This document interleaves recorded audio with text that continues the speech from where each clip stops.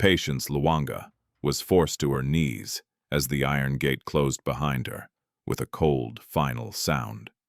The document landed at her feet. First a marriage agreement already stamped and signed. Then her small suitcase was thrown after it, bursting open on the concrete. Margaret Lwanga did not raise her voice. She didn't need to. Marry him, or walk away with nothing. Across the compound, neighbors avoided Patience's eyes. One word passed quietly, from mouth to mouth. Madman. At the edge of the street, a black car waited. Inside, a man sat motionless, his face unreadable. When Patience looked up, their eyes met for a brief, unsettling second. No one questioned why a young woman was being traded like a debt.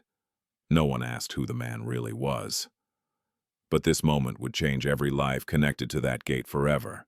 Before we continue, tell us where you're watching from and your local time. If stories of injustice turning into justice speak to you, subscribe and stay with us. Patience Lwanga had learned the art of silence long before she learned how to dream. It began the morning after her father died. Daniel Lwanga had been buried under a sky too blue for grief, the kind of day that felt like an insult to loss. Patience remembered standing beside the grave, her hands folded so tightly her fingers went numb, listening as people spoke about her father's kindness, his honesty, his quiet pride in his children. They said he was a good man. They said he worked too hard. They said God had called him home. What they did not say, what no one said out loud, was what happened to the daughter he left behind. Margaret Lwanga cried the loudest at the funeral. She clung to Daniel's coffin, collapsing dramatically, demanding to be held. Neighbors whispered about her devotion, about how strong she would need to be now. Patience stood a step behind her, invisible, already sensing the shift in the air. Grief has a smell, she thought then. It smells like endings. By the time the mourners left, Margaret's tears had dried. Within weeks, the house changed. Margaret began locking doors that had never been locked before. Cabinets. Patience used for years were suddenly private. Conversations stopped when Patience entered a room. Her father's study, once warm with books and late-night radio, was sealed shut. When Patience asked about it, Margaret's smile was thin and sharp. "Your father trusted me to handle these things," she said. "You're too young to understand." Patience was 22. She understood more than Margaret thought. She understood when the lawyer arrived and Margaret spoke for the family. She understood when papers were signed and her name was not mentioned. She understood when her small allowance disappeared and she was told to help around the house to earn her keep. Slowly, quietly, Patience became a guest in the place she grew up. She woke before dawn to sweep the compound, wash clothes, cook meals she would not eat. Margaret found new rules every day. The floor wasn't clean enough. The food wasn't hot enough. Patience's tone wasn't respectful enough. Each correction landed like a reminder, "You are here because I allow it." At night, Patience lay on her thin mattress and stared at the ceiling, listening to the house breathe. Sometimes she imagined her father sitting beside her, asking why she looked so tired. Sometimes she imagined leaving, walking until the city swallowed her whole. But then there was Ethan. Ethan Lwanga was only 10 when their father died. He still slept with the light on. He still believed adults were meant to protect children. Margaret adored him in public, braiding his hair, buying him sweets, telling everyone he was Daniel's true legacy. In private, she used him like a leash. "Don't upset me," she would say casually, stirring tea. "You wouldn't want Ethan's school fees delayed." Patience swallowed her anger every time. She learned to bend without breaking. Before everything changed, Patience had dreams, simple ones. She loved fabrics, the way colors spoke without words. She saved scraps, taught herself to stitch by watching videos at a neighbor's shop. She dreamed of becoming a tailor, of opening a small place where women could walk in broken and leave feeling seen. Margaret laughed when she found Patience's sketches. "Dreams don't pay bills," she said, tearing a page in half. "Reality does." Reality, according to Margaret, was obedience. Patience took small sewing jobs in secret hemming dresses, fixing school uniforms. The money was never much, but it felt like breathing. When Margaret discovered it, the punishment was swift. The sewing machine disappeared. The clients were warned away. Patience was told she was ungrateful. "You live under my roof," Margaret reminded her. "Everything you touch belongs to me." Even grief. Patience was not allowed to speak about her father. When she tried, Margaret changed the subject or accused her of dwelling in the past. The house held Daniel's absence like a wound that refused to heal. Months passed, then years. Margaret's control tightened like a fist. She began traveling more, dressing better, hosting guests who spoke in low voices and left quickly. Patience noticed the tension, the sharpness in Margaret's eyes whenever the phone rang. Money came in and vanished just as fast. Something was wrong. Patience felt it in her bones. One evening she overheard an argument through the wall. Margaret's voice was strained, unfamiliar. "I told you I'd handle it," she snapped. "Don't threaten me." Patience pressed her ear, closer, heart pounding. "I have collateral," Margaret continued. "I always do." The line went dead. That night, Patience could not sleep. The next morning, Margaret called her into the sitting room. The curtains were drawn. The air felt heavy, like the house was holding its breath. Margaret sat upright, hands folded, her expression composed. "We need to talk," she said. Patience stood quietly, waiting. Margaret studied her for a long moment, as if measuring her worth. Then she smiled a smile that never reached her eyes. "You're old enough to be useful now," she said. Patience's chest tightened. Margaret spoke of debts without numbers, of promises without names, of solutions that required sacrifice. She spoke calmly, as if discussing groceries. "You will help this family," she concluded, "just like your father would have wanted." Patience wanted to scream. She wanted to ask why helping always seemed to mean losing herself. But she said nothing. Silence had kept her alive this long. When Margaret dismissed her, Patience returned to the kitchen on trembling legs. She rinsed rice over and over until the water ran clear, though her hands would not stop shaking. That afternoon, she sat beside Ethan as he did his homework. "Are you okay?" he asked, looking up at her. Patience forced a smile. "I'm fine." It was the lie she told most often. As the sun dipped low, Patience stood alone in the courtyard, watching shadows stretch across the ground. The house felt smaller than ever, the walls closer, the future narrower. She did not yet know what Margaret planned. She only knew this: whatever was coming would demand a price. And somehow she was the currency. Patience lifted her face to the fading light and made a quiet promise to herself, one she did not yet know how to keep. If she had to endure, she would endure with her dignity intact, even if it cost her everything. Margaret Lwanga did not raise her voice when she revealed the truth. She didn't need to. Power Patience had learned often spoke in calm tones. They sat across from each other at the dining table, a space Patience rarely used anymore. The table was polished, untouched by warmth. Margaret placed a slim folder between them and nudged it forward with one finger. "Open it," she said. Patience hesitated, then did as she was told. Inside were documents she didn't fully understand. Numbers, signature stamps, loan agreements, deadlines circled in red, names she didn't recognize.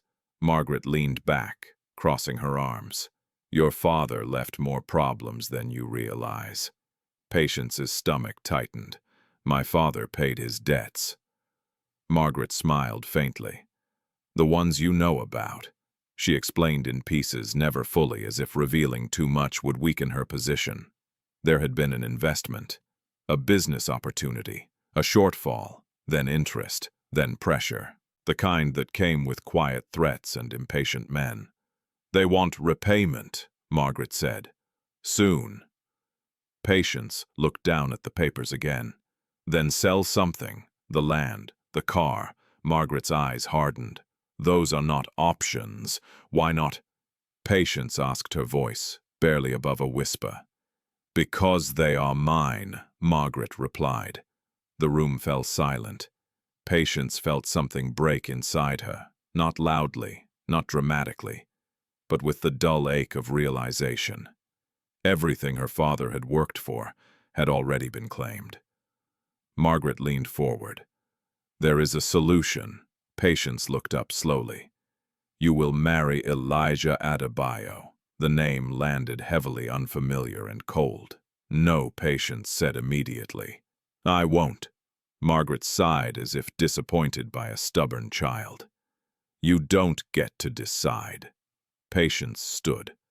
I won't marry a stranger to fix your mistakes. Margaret's expression did not change. He's not a stranger to the people who matter. Patience shook her head. I've heard about him. Everyone had. The whispers traveled faster than truth. Elijah Adebayo, the man who talked to himself. The man who snapped without warning. The man rumored to have been locked away after hurting someone. Some said he had money once. Others said he lost his mind when he lost everything else. People say he's dangerous, Patience said, that he's not well. Margaret's eyes flickered with something like satisfaction. Exactly. Patience felt cold. You're using me. I'm saving this family, Margaret corrected, and you are part of it. Patience laughed once sharply. Only when it's convenient. Margaret rose from her chair. You will do this, Patience, or you will leave. Patience straightened. Then I'll leave. Margaret paused. For the first time that afternoon, she hesitated. Then she spoke softly, and Ethan Patience froze. Margaret walked around the table, stopping behind Patience's chair. His school fees are due next month. His placement depends on timely payment. Such a shame if delays happened. Patience closed her eyes. Don't do this, she said. He's a child. So were you, Margaret replied. And look how well you survived. Patience turned to face her. You're cruel. Margaret's smile returned thin and controlled. I'm practical. She placed a second document on the table. A marriage arrangement, already drafted, already negotiated. You will meet him tonight, Margaret said. Be respectful. Patience stared at the paper, her hands trembling. The word wife seemed unreal, like it belonged to someone else's life. That evening, Patience packed a small bag.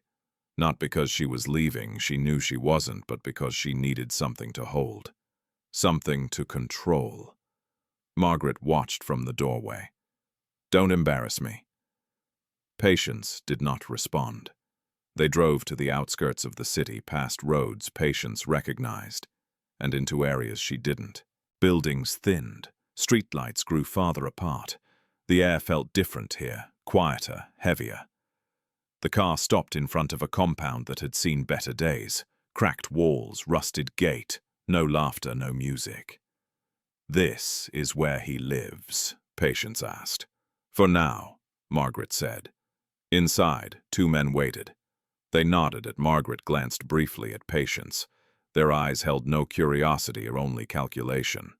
Then Elijah Adebayo stepped into view. He was taller than Patience expected. Broad-shouldered, clean though his clothes were plain. His hair was neatly kept, his face unreadable. He did not smile. He did not speak. The silence stretched.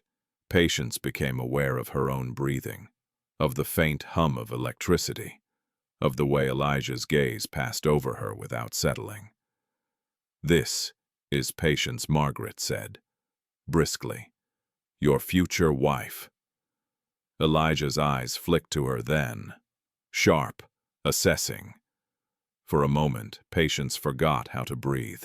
Something in his gaze unsettled her. Not wildness, not confusion, but restraint. Like a door, held shut by force. Elijah turned away abruptly. pacing the room. His steps were uneven. He muttered under his breath. Words Patience couldn't catch. "There," Margaret said under her breath. You see, Patience's heart pounded. She wanted to run. One of the men laughed nervously. "He has his moments." Elijah stopped suddenly and slammed his fist against the wall. Patience flinched. Margaret watched closely, almost pleased, but then Elijah turned back, his breathing steadying. He looked directly at Patience and spoke clearly, deliberately. "I won't hurt you." The room went still. Margaret frowned. "Elijah, I said I won't." He repeated, his voice low but controlled. Patience searched his face. There was no anger there, no madness, only something tired, burdened. Margaret recovered quickly. "Good. Then this will work perfectly." As they left, Patience glanced back once. Elijah stood alone in the center of the room, hands clenched at his sides, jaw tight as if holding himself together. Took every ounce of strength he had. The drive home was silent. That night, Patience lay awake, staring into the dark. Marriage had never felt like this in her dreams. Never like a transaction. Never like a sentence. She thought of Ethan, of his small hands gripping his school bag, of the way he smiled when she helped him with his lessons. She thought of her father and the life he wanted for her. And she thought of Elijah Adebayo, of the way his voice had sounded when he said he wouldn't hurt her. Patience pressed her palm against her chest, feeling her heart race. Whatever this was, it was no longer a choice. It was a trap, and the door had already closed. The second time Patience saw Elijah Adebayo, it was not meant to be a meeting. It was meant to be an inspection. Margaret insisted on it the following afternoon, her tone brisk and businesslike. "We need to make sure there are no surprises," she said, adjusting her scarf in the mirror. This arrangement must go smoothly. Patience said nothing. She had learned that silence did not invite mercy. But speaking only sharpened Margaret's cruelty. They drove again toward the outskirts, farther this time, until the city thinned into stretches of uneven road and unfinished buildings. The compound they arrived at looked older in daylight, paint peeling iron gate, rusted at the hinges, weeds pushing through cracks in the concrete. It did not look dangerous. It looked abandoned. "Out," Margaret said. Inside the compound, the air smelled faintly of disinfectant and dust. Two women stood near the doorway, whispering. One of them glanced at Patience with curiosity, then quickly looked away. Margaret greeted them with practiced warmth. "We're here to see Elijah." One woman nodded. "He's inside. Please, be patient." Patience caught the hesitation in her voice. They were led into a room with bare walls and a single window barred from the outside. Elijah sat on a chair in the corner, elbows on his knees, staring at the floor. He looked different today, less composed, more distant. His jaw twitched as if he were holding something back. "Elijah," Margaret called sharply. "Stand up." He did not respond. One of the women moved closer. "He's been unsettled today." Margaret's lips tightened. "Unsettled won't do." She snapped her fingers. "Elijah." Slowly he lifted his head. His eyes were unfocused, now drifting past Patience, as if she were not there. Patience felt a chill creep up her spine. Margaret turned to her. "You see, this is what I mean. He has episodes." Patience swallowed. "Does he receive treatment?" Margaret scoffed. "Treatment costs money." Elijah suddenly stood the chair, scraping loudly against the floor. He paced the room, hands clenched, muttering under his breath. The women exchanged nervous looks. Patience's heart pounded. This was not the controlled man from the night before. This felt raw, unpredictable. "Stop it," Margaret ordered. Elijah did not stop. He turned suddenly, his gaze landing on Patience. For a split second, something flared in his eyes, anger, fear, something close to pain.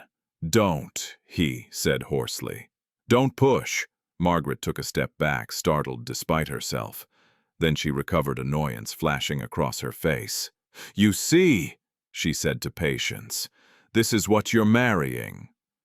Patience's instinct screamed at her to retreat, to distance herself from the man before her. But another instinct, quiet, stubborn, held her in place. She noticed details others ignored. The way Elijah's fists loosened when he exhaled.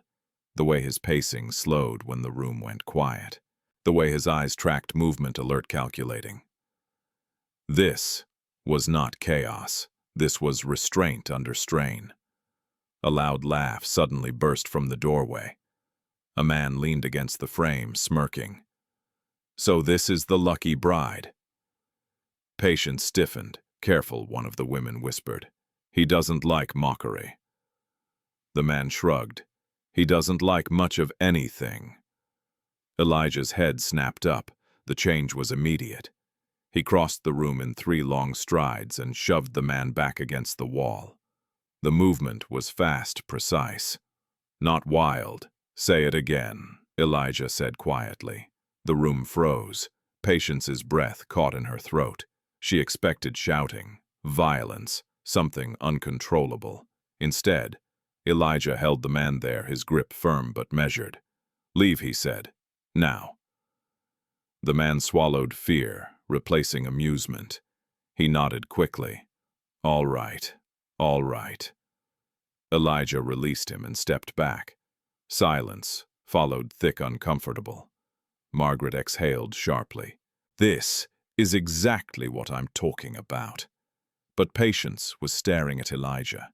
He turned away from the others and faced her.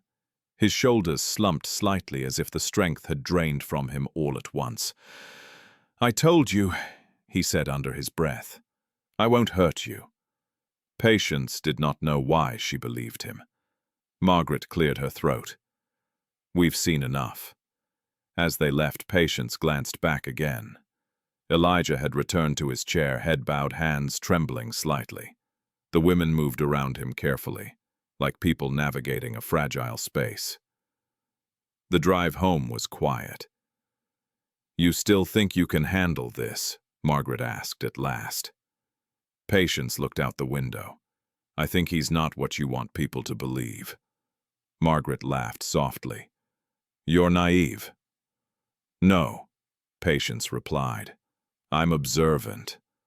Margaret's smile faded. "Observation won't save you." That night, Patience sat alone in her room, replaying the scene in her mind. Fear lingered, yes, but it was tangled now with confusion. If Elijah was truly dangerous, why did he stop when she spoke? If he was mad, why did his anger have limits? Her thoughts were interrupted by a knock at the door. One of Margaret's assistants stood there. "Pack your things," she said. "You'll be moving soon." Patience's chest tightened. When tomorrow? The wedding was closer than she had allowed herself to believe. The following day, Patience returned to the compound alone. Margaret claimed she was busy. The women seemed surprised but did not stop her. Elijah was outside this time, repairing a broken latch on the gate. His movements were steady, practiced. He looked up when he sensed her presence. "You shouldn't be here," he said. "I wanted to see you." Patience replied. He studied her for a long moment. "Why?" "Because I don't understand you."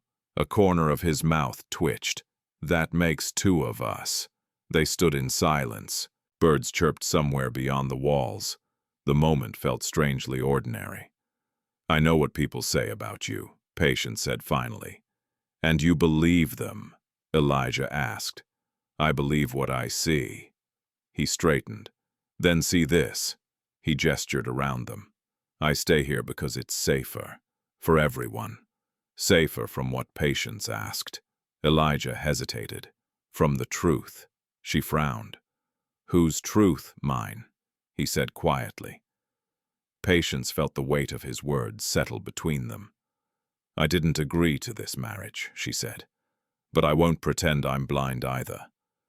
Elijah nodded once. "That's all I ask." When Patience returned home, Margaret was waiting. Well, she asked. Patience met her gaze. He's not a monster. Margaret's expression hardened. You don't get to decide that. No, Patience said. But I get to see. That night, as Patience lay awake, fear no longer sat alone in her chest. It had been joined by something else, something dangerous in its own way. Doubt. And doubt, Patience knew, was the first crack in any carefully built lie. The wedding took place 3 days later, as if haste could erase doubt. Patience woke before dawn to the sound of voices moving through the house. Margaret's voice, crisp and commanding, others responding with hurried agreement. No one knocked on Patience's door. No one asked how she felt. A folded dress was placed on her bed like an instruction. Not a gift. It was ivory simple, too plain for celebration and too clean for grief. Wear this, Margaret said when she finally entered, already dressed and immaculate. We don't need attention. Patience ran her fingers over the fabric. Is anyone coming? Margaret paused, then smiled. Enough. Enough turned out to be a registrar, 2 witnesses who avoided eye contact, and a room that smelled faintly of polish and dust. No music, no laughter, no prayers. The air felt borrowed, as if the joy had been deliberately kept outside. Elijah Adebayo arrived last. He wore a dark suit that fit him well, his hair neatly trimmed. To Patience's surprise, he looked composed, almost distant, like a man stepping into a role he had rehearsed too many times. His eyes found hers briefly, then slid away. The registrar cleared his throat. We'll begin. As the vows were read, Patience felt herself drifting. The words sounded hollow, like they were meant for someone else's life. She spoke when prompted, her voice steady despite the pounding in her chest. Yes, she said, because silence would not save her. When it was Elijah's turn, he hesitated. Margaret's gaze sharpened. Elijah's hands clenched at his sides. He took a breath, then spoke. Yes. The pen scratched against paper.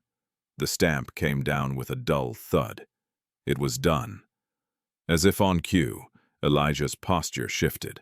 His shoulders hunched slightly. His eyes lost their focus.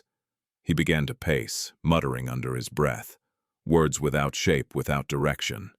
The witnesses stiffened. The registrar frowned. Is he? An episode?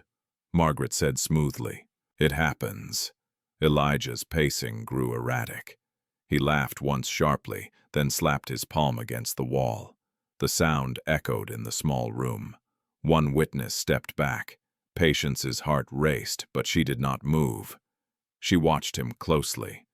This was different from before. Too deliberate, too contained. Elijah stopped suddenly and turned toward the door. We're done, he said loudly. Get out. Margaret lifted her hands, feigning concern. You see, this is why we needed to be quick. The registrar nodded nervously and gathered his things. The witnesses hurried after him. In minutes, the room emptied, leaving Patience, Margaret, and Elijah alone. Margaret exhaled, satisfied. That went well. Elijah's shoulders relaxed immediately. The tension drained from him like water from a broken cup. He straightened his gaze, sharpening his breathing, evening out. Patience noticed. Margaret did not. Congratulations, Margaret continued briskly. I trust you'll keep him. Managed. Elijah looked at Patience, then really looked at her. His eyes were clear. Margaret followed his gaze and frowned. Elijah. He did not respond. Margaret's irritation flared. Don't start again! Elijah turned back to her, expression blank. We'll leave now. Good, Margaret said. I've arranged a place for you. Modest, appropriate.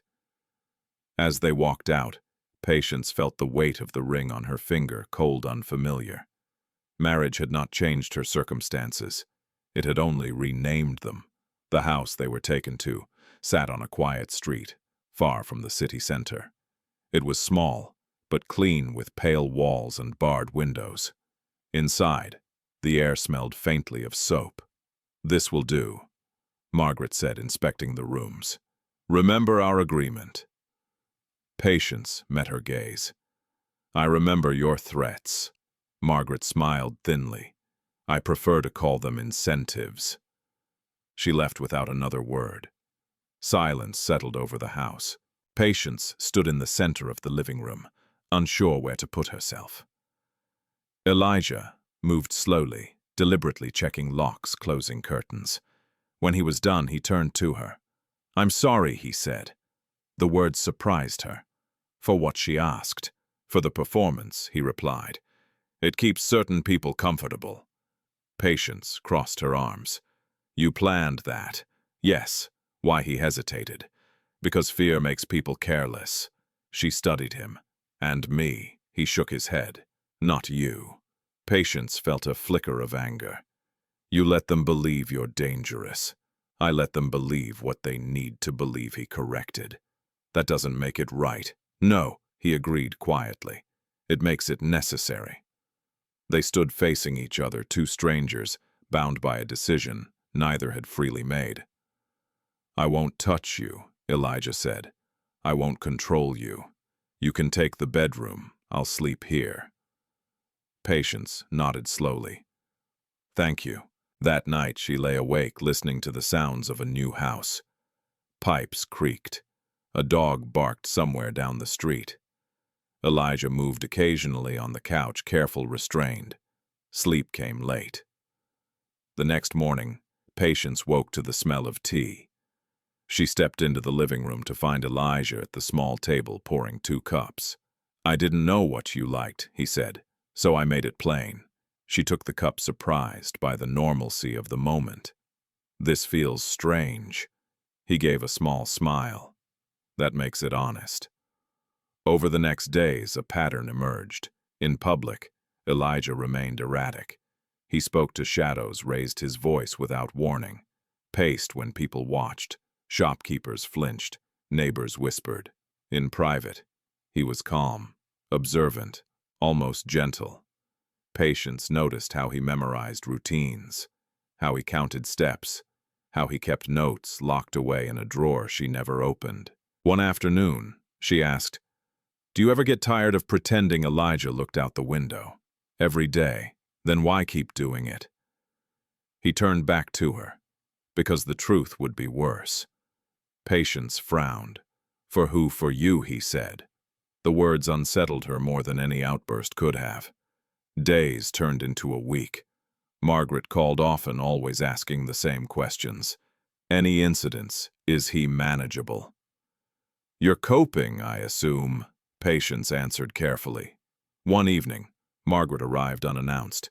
She stepped inside, eyes scanning the room. Quiet, she noted. Too quiet. Elijah was seated on the floor sorting tools. He looked up slowly, his expression shifting as he registered her presence.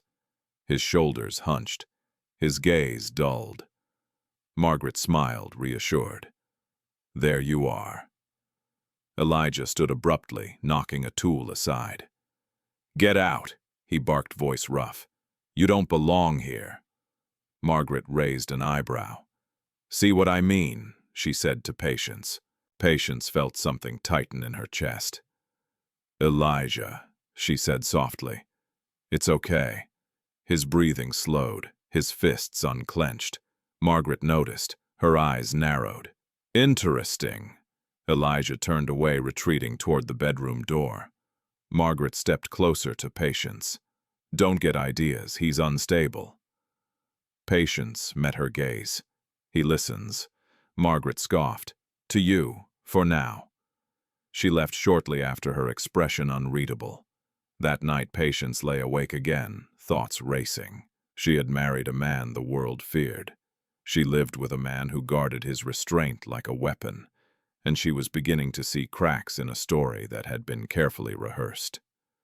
Across the room, Elijah sat awake, staring at nothing. "I meant what I said," he spoke into the quiet. "I won't hurt you." Patience turned onto her side, facing him. "I know." For the first time since the gate had closed behind her, Patience felt something unexpected settle in her chest. Not hope, but the possibility of it. Living with Elijah Adebayo felt like sharing a house with two different men, one shaped by rumor, the other by discipline. In public, he performed instability with unsettling precision. At the corner shop, he would pause too long before answering simple questions, his gaze drifting as if following sounds no one else could hear. On the street, he sometimes laughed at nothing or stopped suddenly to count passing cars. People learned to keep their distance. Doors closed faster when he approached. Voices lowered. At home, the noise fell away. Elijah moved through the small house with quiet purpose. He cleaned the kitchen before Patience woke, lined up his shoes by the door, folded his clothes with care. He ate sparingly always at the same time, always in the same seat. When Patience spoke, he listened, really listened. His attention steady, grounded. The contrast unsettled her. On the third morning, Patience noticed the phone calls. They came late at night, never earlier than midnight. Elijah would step outside to answer them, his voice low-controlled. Sometimes he spoke in short phrases, sometimes not at all. Once, Patience heard him say a name she didn't recognize, and then fall silent for a long time. When he came back inside, he would lock the door behind him and sit on the edge of the couch staring at his hands as if they no longer belonged to him. "Is someone watching you?" Patience asked one evening, unable to keep the question inside. Elijah looked up sharply. "Why would you think that? You don't sleep after the calls," she said, "and you check the windows." He considered her words, then nodded once. "It's safer to be careful." "For who? For you?" The answer followed her into sleep. Days passed in careful routine. Patience began sewing again, borrowing a neighbor's old machine and taking small jobs under a different name. The work steadied her. It reminded her that her hands could still build something useful.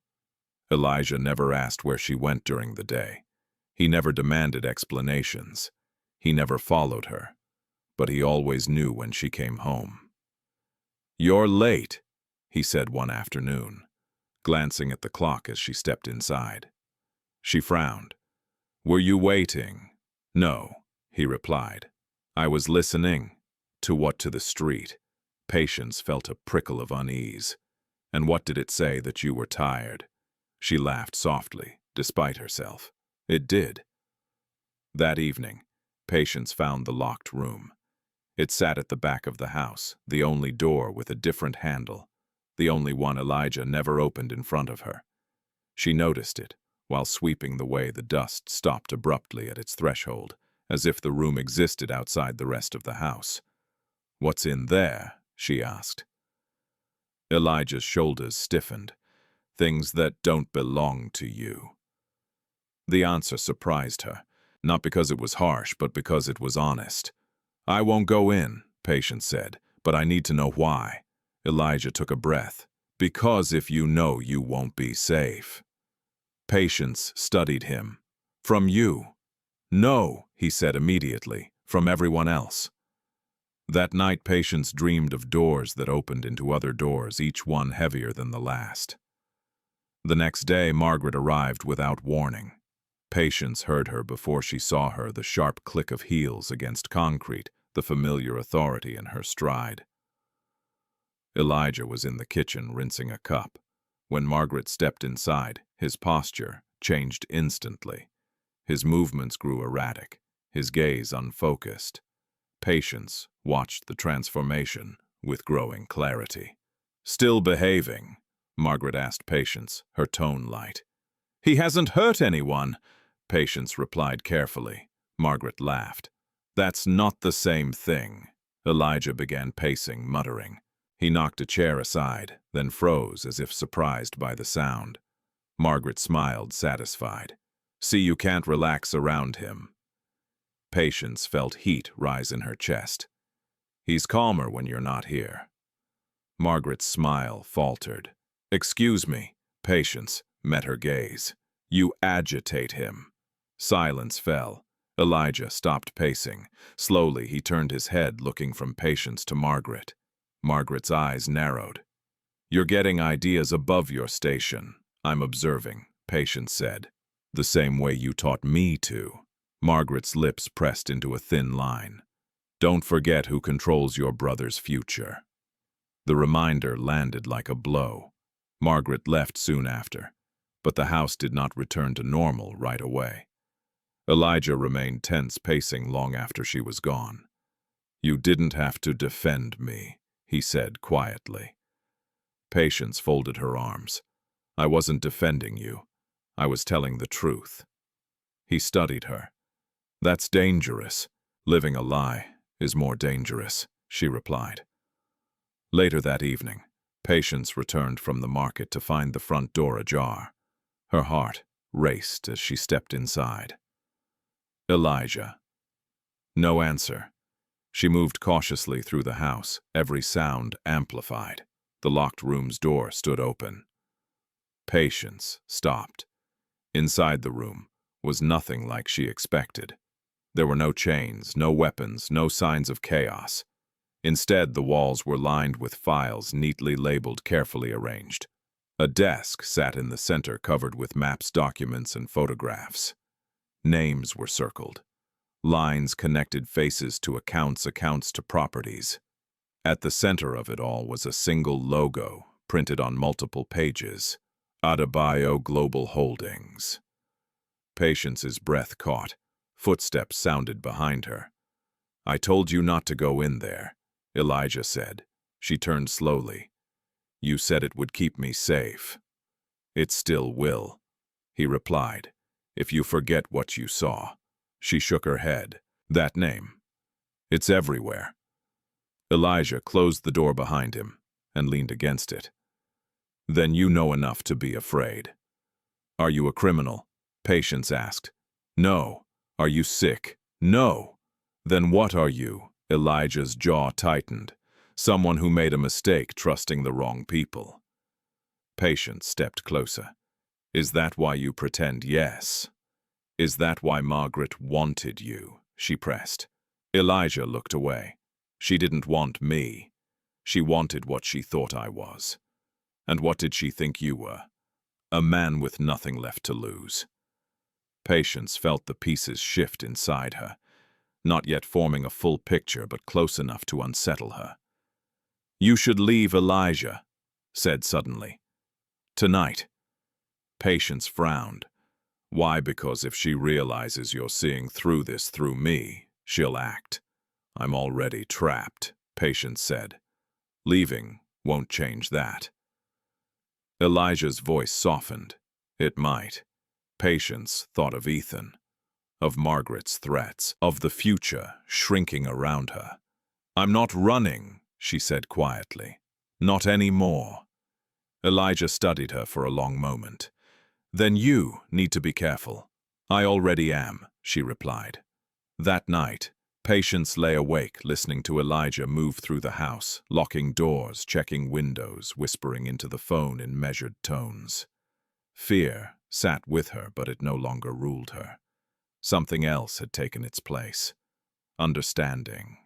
And understanding, she realized, was far more dangerous than ignorance. The market incident happened on a Tuesday under a sun that showed no mercy. Patience had learned the rhythm of the place, the way voices overlapped, the way prices were negotiated with laughter and insult in equal measure. She moved carefully between stalls, her bag tucked close, her head lowered, not in shame but in habit. Survival, she had learned, often looked like invisibility. She was halfway through selecting thread colors when the whispers started. "That's her, the one who married the madman."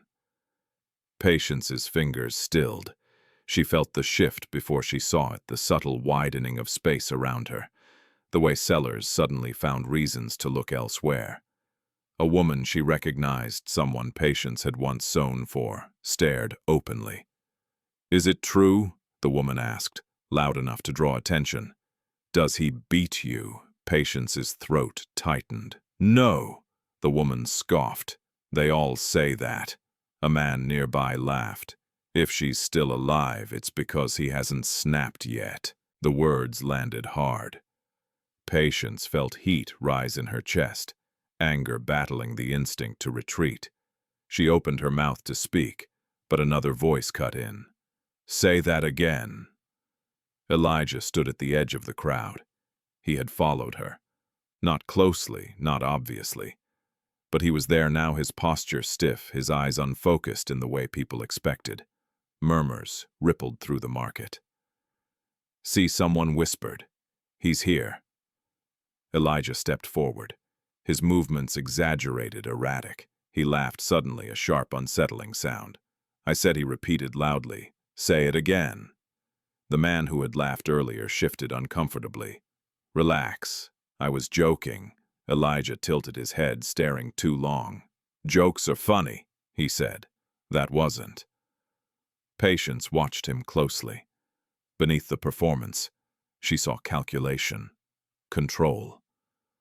The crowd drew back. Fear did what reason could not. "Leave her alone." Elijah continued, his voice rising. "Or I'll forget where I am." The threat hung in the air. Then, just as suddenly, Elijah's shoulders dropped. His gaze sharpened. He took a step back, creating space. "We're done here," he said calmly. He reached for Patience's hand. The touch was light, respectful. Patience hesitated only a second before taking it. They walked away together, the crowd parting without another word. Once they were far enough, Patience pulled her hand free. Her heart pounded. "You didn't have to do that," she said. "Yes," Elijah replied. "I did. That only makes things worse. It makes them stop," he said. "There's a difference." They walked in silence for a while, the heat pressed down heavy and unrelenting. Finally, Patience spoke. "You were pretending." Elijah nodded. "Enough to scare them. You didn't lose control." "No." She stopped walking and faced him. "Then why does everyone think you do?" "Because it keeps them from asking better questions." Patience searched his face. "And me, I don't pretend with you," he said quietly. The honesty unsettled her, more than the performance ever could. That evening, Patience sat alone on the front step watching the sky fade. The market incident replayed in her mind. Not the fear, but the moment Elijah took her hand. Not to claim her, to shield her. When Elijah joined her, he sat a careful distance away. "You could have stayed home," she said. "I wanted to make sure you came back," he replied. She nodded slowly. "You're good at reading situations." He smiled faintly. "I've had practice."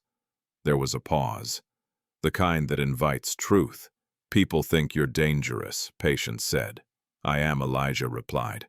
She stiffened. "To people who trade others like currency," he continued. "To people who hide behind rumors." Patience exhaled. "You're dangerous to Margaret." Elijah did not deny it.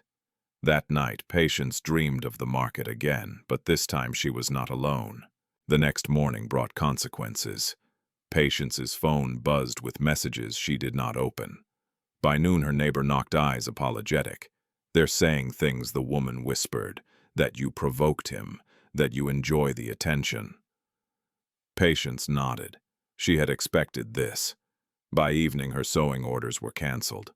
One by one, the small threads of independence she had woven unraveled. She sat at the table, staring at the silent phone. "I'm sorry," Elijah said. "This is my fault." "No," Patience replied. "This is the price of being seen." Elijah looked at her sharply. "You shouldn't have to pay it." "But I am," she said, "and I'm tired of pretending it doesn't hurt." He was quiet for a long moment. "You can leave," he said. "I'll make it look like an episode. They'll believe it." Patience laughed once bitterly, and go where he had no answer. That night Margaret arrived. She swept into the house, her expression sharp, her eyes alight with something close to triumph. "You embarrassed me," she said to Patience. "People are talking." Elijah slouched against the wall, his posture deliberately wrong, his gaze unfocused. Margaret ignored him. "You were told to keep things quiet." "I was buying thread," Patience replied. "Not making a speech." Margaret's eyes flicked to Elijah. "He can't be trusted. He protected me," Patience said. Margaret laughed. "From what words? From cruelty," Patience answered. Margaret's smile vanished. "You're confusing performance with intention." "No," Patience said.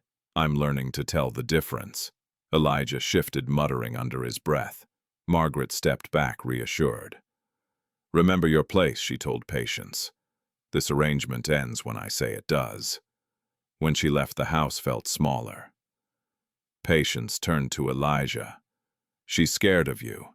"Yes," he said, "and that makes her reckless." Patience's chest tightened. "Then things will get worse." "They always do before they end," Elijah replied. Patience studied him. "You speak like someone who's been here before." "I have," he said softly. She hesitated, then asked the question that had been forming since the market. "Why me?" Elijah met her gaze. "Because you see past what people show you." Patience swallowed. "That doesn't feel like a strength." "It is," he said, "even when it costs you." Later, as Patience lay awake, she realized something had shifted. She was no longer afraid of Elijah. She was afraid for him. And that realization, quiet, unwelcome, undeniable, marked the moment when survival began to turn into something else. Something dangerous. Loyalty. Margaret Lwanga did not confront Patience immediately after the market incident. That alone unsettled Patience more than shouting ever could. Silence, when used by someone like Margaret, was not restraint. It was preparation. The shift began, quietly, subtly, like rot creeping through wood, long before collapse. 2 days after the market, Patience returned to the tailor's stall she had been working with, hoping against reason that the whispers had faded. The owner, a woman named Ruth, barely looked at her. "I can't give you work anymore," Ruth said, folding fabric with exaggerated care. Patience nodded. "Because of him." Ruth sighed. "People are afraid." "Of gossip," Patience replied. "Of trouble," Ruth corrected. "And trouble follows you now." Patience left without arguing. She had learned when resistance only deepened the wound. By the end of the week, every small source of income dried up. The neighbor who had once lent her the sewing machine claimed it was broken. Another said her husband did not want Patience around anymore. Even the children on the street grew quiet when she passed their mothers, pulling them closer. Patience had become a warning. At home, Elijah noticed the change immediately. "You're quieter," he said one evening. "I'm conserving energy," Patience replied. "For what?" "For whatever comes next." Elijah frowned. "That's not how this should work." "No," she agreed, "but it's how it always has." That night, the first provocation arrived. A man appeared outside the house, just before dusk, pacing near the gate. He spoke loudly, deliberately, making sure his words carried. "Come out," he shouted. "Let us see how crazy you really are." Elijah stiffened. Patience stood beside him. "Don't." Elijah exhaled slowly. "This isn't random." The man laughed and kicked the gate. "Your wife hiding you now." Elijah took a step forward, then stopped himself. His hands trembled not with rage but with restraint. Patience moved closer. "He wants a reaction." "Yes," Elijah said, "and someone sent him." They stayed inside. The man left, eventually bored when no spectacle appeared. The next day, another came, then another. Always men Patience didn't recognize, always loud, always taunting. Margaret never appeared. She didn't have to. "She's testing you," Patience said one evening as they listened to footsteps fade away. "She wants you to snap. And if I do," Elijah replied, "she wins." Patience's jaw tightened. "Then she won't." The rumors grew bolder. Someone spread word that Elijah had beaten Patience the night of the market. Someone else claimed they heard screaming from the house. A woman Patience barely knew crossed the street to avoid her. One afternoon, Patience found a note slipped under the door. "You don't have to suffer. There are other arrangements." Her hands shook as she read it. "Elijah," she called. He read the note and went still. "She's escalating." "What does that mean?" Patience asked. "It means she's no longer satisfied with fear," he said. "She wants control back." That evening, Margaret finally came. She did not knock. She entered with the confidence of someone who still believed the house belonged to her. Her eyes scanned the room, sharp and calculating. "You look tired," she said to Patience. "Marriage hasn't suited you." Patience stood her ground. "What do you want?" Margaret glanced at Elijah, who sat on the couch, shoulders slouched, gaze unfocused. The performance was flawless. "I'm concerned," Margaret continued. "Neighbors have complained. They're worried about your safety." "My safety is not your concern," Patience said. Margaret smiled. "Everything about you is my concern. You owe me." "I owe you nothing." Margaret's eyes flashed. "I gave you a roof. I gave your brother an education." "You used us," Patience replied. Margaret stepped closer. "And you are still useful." Elijah muttered something incoherent, swaying slightly. Margaret ignored him. "This situation is becoming inconvenient. People are asking questions. Questions you don't like," Patience said. Margaret's smile hardened. "Exactly." She placed a folder on the table. "There are options." Patience did not touch it. "A transfer," Margaret continued. "A man willing to assume responsibility, quietly, generously." Patience felt bile rise in her throat. "You're selling me." Margaret shrugged. "I prefer to think of it as correcting a mistake." Elijah's head snapped up. "No," he said, voice suddenly clear. Margaret froze. Elijah straightened his gaze, sharp, focused. For a moment, the mask slipped completely. "She's not going anywhere," he said calmly. Margaret recovered quickly. "You don't get a vote." Elijah stood. "I do now." Margaret laughed, but there was tension in it. "Careful. Don't forget who people think you are." Elijah took a step closer. "I know exactly who they think I am. That's why this won't work." Patience felt her heart pound. She had never seen him this open in front of Margaret. Margaret studied him, something wary entering her expression. "You're changing." "No," Elijah replied. "You're losing control." Margaret turned to Patience. "You've been filling his head." "I've been telling the truth," Patience said. Margaret's eyes narrowed. "Truth is a luxury you can't afford." She gathered her folder. "Think carefully. You won't like my next solution." She left without another word. The house felt colder after she was gone. "That was dangerous," Elijah said quietly. "She was going to do it anyway," Patience replied. "At least now she knows I won't cooperate." Elijah rubbed his temples. "You're isolated. She's cutting every support you have." "I've been isolated my whole life," Patience said. "This is just louder." Later that night, Elijah received a call that lasted longer than usual. When he returned inside, his face was tight with concern. "They're moving faster," he said. "Who?" Patience asked. "The people she owes," he replied, "and the people who protect them." Patience swallowed. "What happens now?" Elijah met her gaze. "Now we have to be careful." The next morning, Patience discovered her phone service had been cut. When she tried to leave the house, a man she didn't recognize watched from across the street, pretending to fix a motorcycle. "They're watching," she whispered. "Yes," Elijah said, "and waiting. For what? For me to fail." That evening, Patience sat alone in the darkened house, the silence pressing in. For the first time since the marriage, fear returned, not sharp and panicked, but heavy. "I didn't choose this life," she said quietly. Elijah sat beside her closer than usual. "Neither did I." She looked at him. "Do you regret it?" "No," he said after a moment.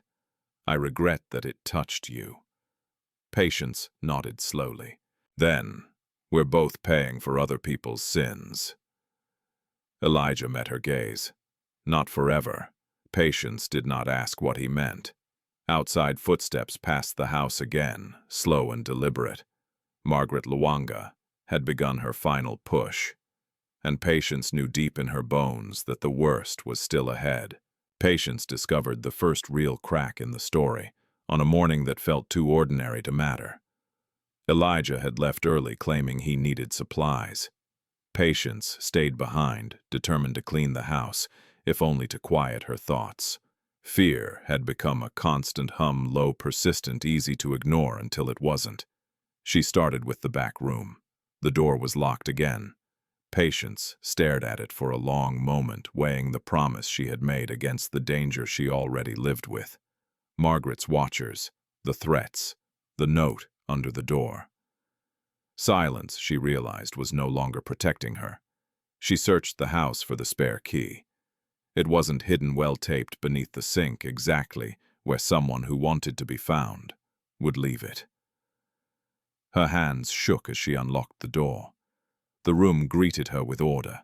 Files stacked by date, labeled folders, a laptop closed and centered on the desk. Nothing about it looked improvised. Nothing looked unstable. Patience stepped inside and closed the door behind her. She opened the nearest folder. Inside were medical records. Not the kind she expected. Psychological evaluations, yes, but not diagnoses. Assessments, observations, notes from different clinicians in different cities. Each report ended the same way. No evidence of psychosis, high cognitive control, elevated stress markers. Patience's breath caught. She flipped through more pages, surveillance photos, financial charts, names connected by lines. At the top of several pages sat a familiar logo, printed cleanly and professionally.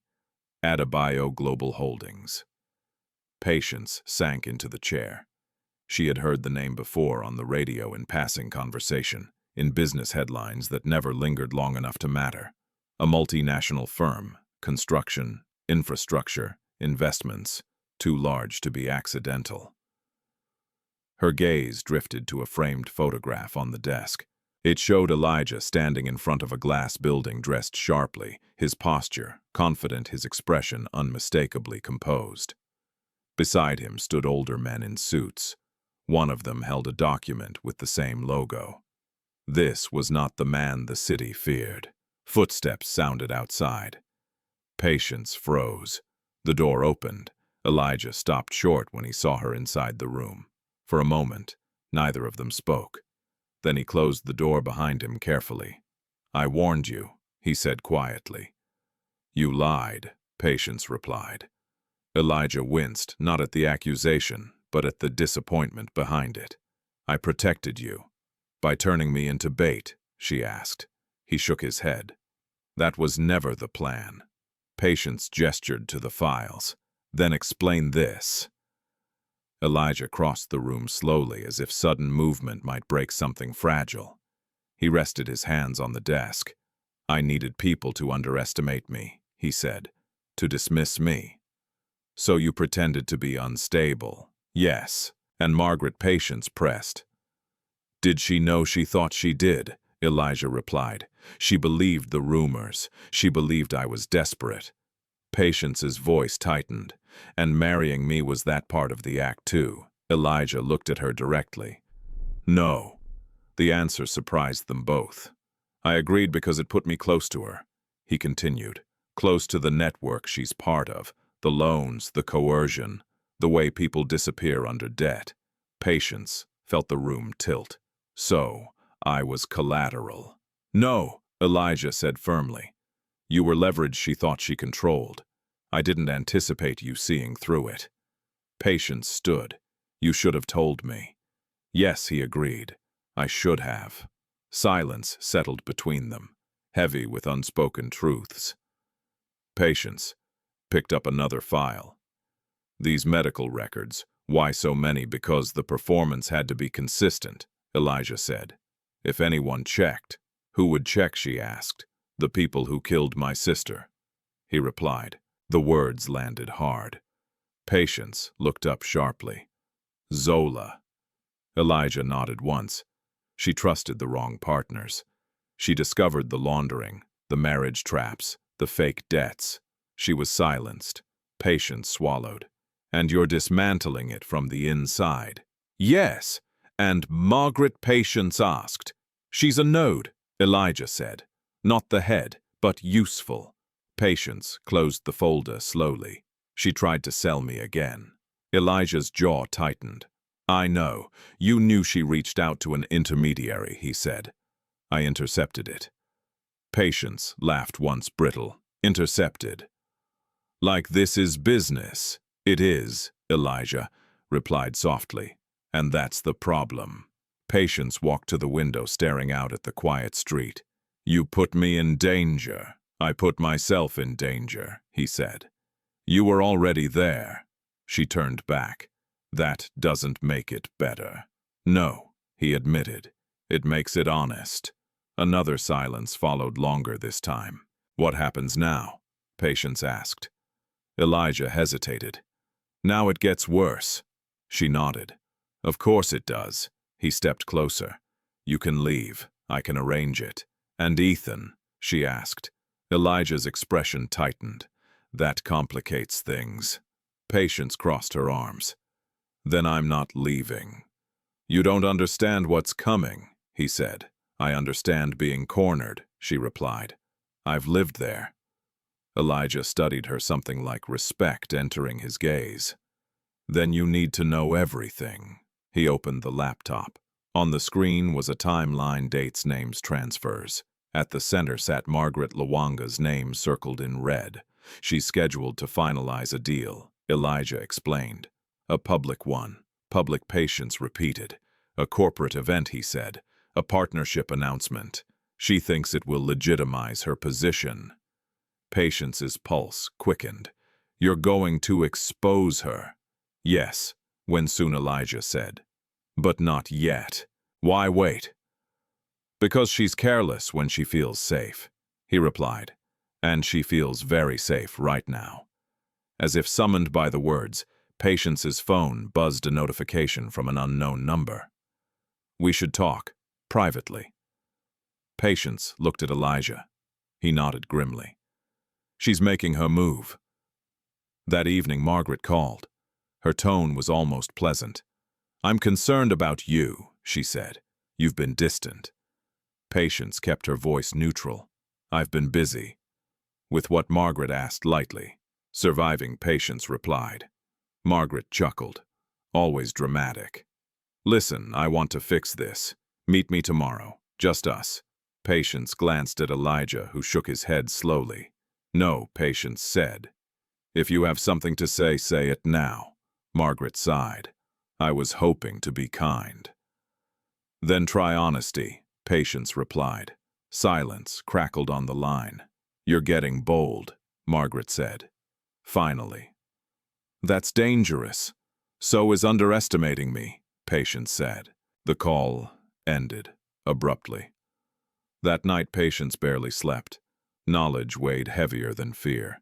She replayed everything she had learned about Elijah, about Margaret, about the machinery that chewed people up and called it business. You regret telling me, she said quietly into the dark. Elijah did not deny it. I regret putting you in the crossfire. She turned toward him. Then don't make my suffering meaningless. Elijah met her gaze. I won't. Outside, a car idled longer than necessary before driving away.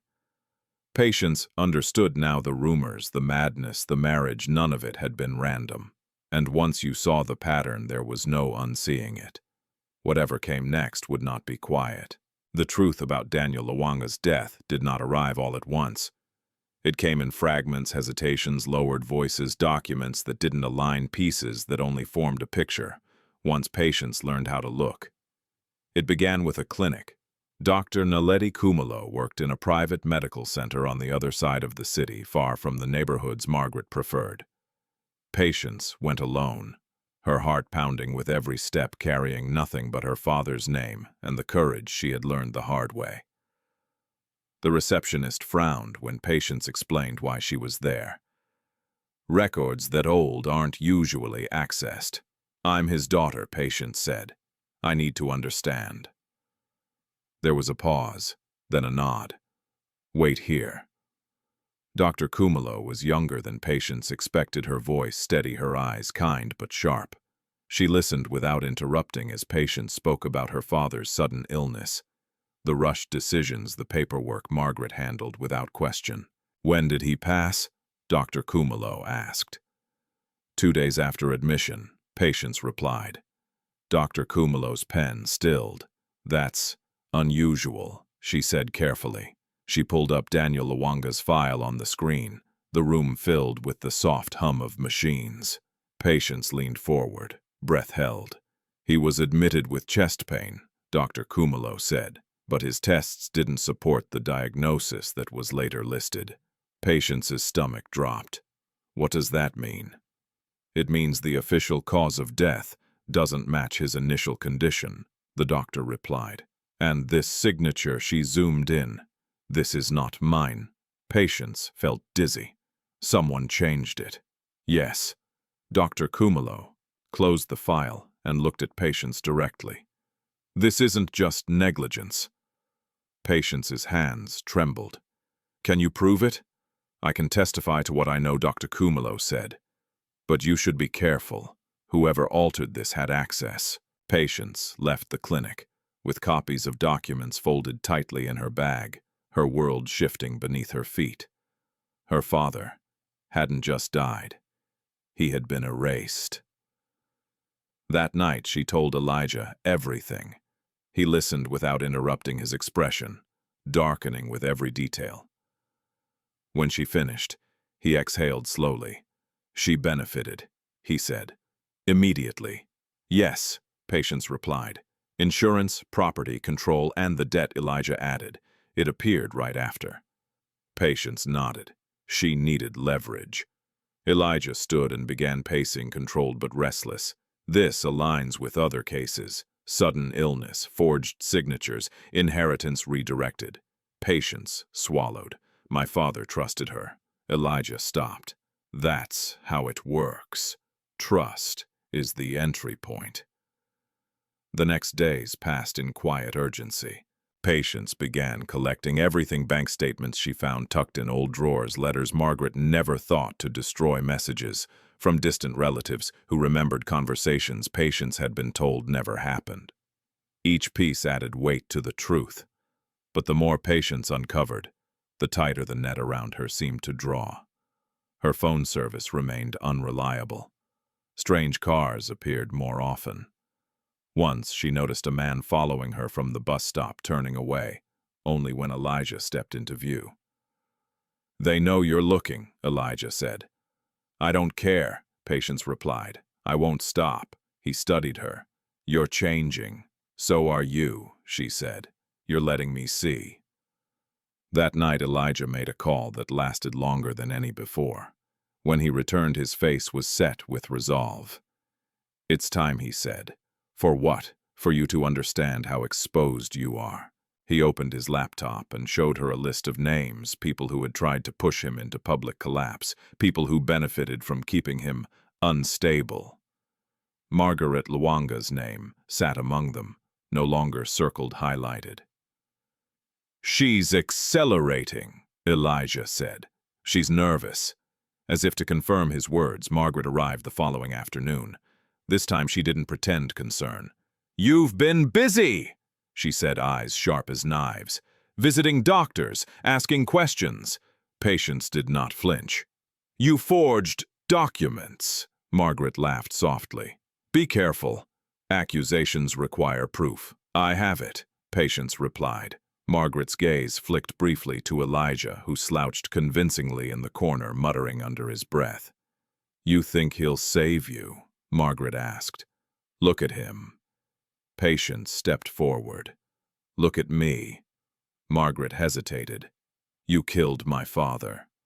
Patience continued, her voice steady. "And you used his death to sell me." Margaret's smile vanished. "You should have stayed quiet." "That option died with him," Patience said. Margaret leaned closer. "You don't understand the forces you're challenging." "I understand you," Patience replied. "And that's enough." Margaret straightened. "This ends now." She turned and left without another word. That night, Patience barely slept. By morning, the consequences arrived. Ethan's school called. "There's been an issue with payment verification," the administrator said carefully. "We'll need to suspend his attendance until it's resolved." Patience's chest tightened. "This is retaliation." Elijah clenched his jaw. "She's tightening the screws." Patience closed her eyes.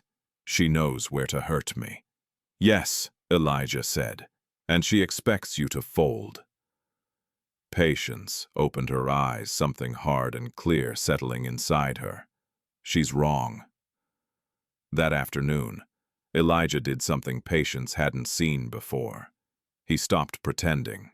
When a man appeared outside the house again, shouting insults, Elijah walked out calmly, his posture straight, his gaze sharp. He spoke quietly to the man, words Patience couldn't hear.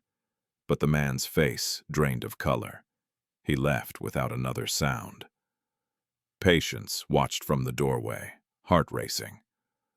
"You can't do that," she said when Elijah returned. "They'll notice. They already have."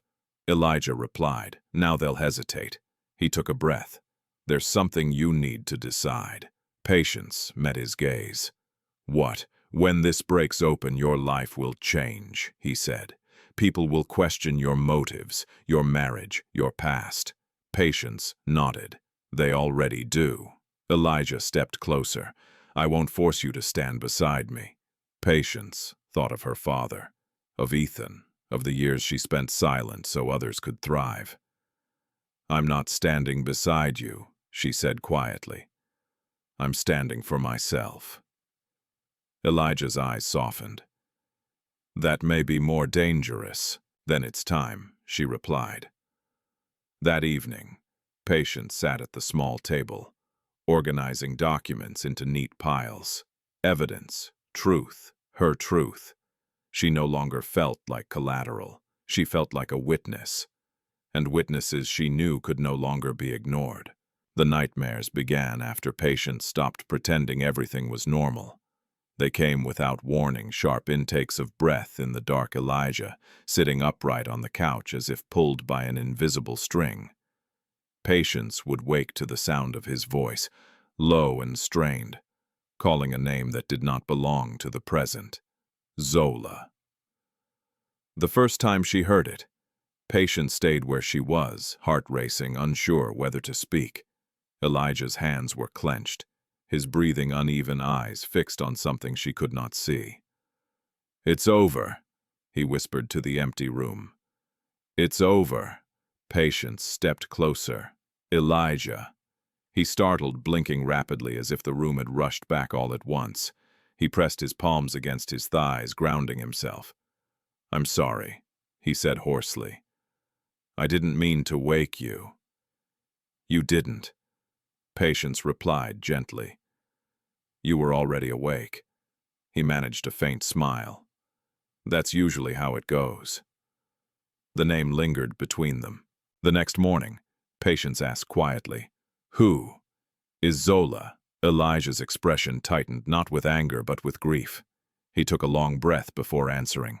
"My sister," he said. "My younger sister." Patience sat down across from him, careful not to rush the silence. What happened to her? Elijah stared at his hands. She trusted the wrong people. Patience waited. "Zola worked with me at Adebayo Global." He continued. "She handled compliance. She was meticulous. Too meticulous." Patience's chest tightened. "She found something." "Yes," Elijah said. "The same patterns you're seeing now. Fake debts, coerced marriages. shell companies that swallowed people whole. Patience nodded slowly. She wanted to go public, Elijah said. I told her to wait. I told her we needed more evidence. His voice broke. She didn't wait. Patience reached across the table, resting her hand near his, not touching, but close enough to offer presence. They made it look like an accident, Elijah said. A crash. No witnesses. No questions. Patience swallowed. And you knew. I knew enough, he replied. Not enough to stop it. Silence filled the room, heavy and reverent. That's why you hide, Patience said softly. That's why I pretend, Elijah agreed. Because the moment they stop seeing me as broken, they start seeing me as a threat. Patience leaned back, absorbing the weight of his words. You carry this alone. I did, he corrected.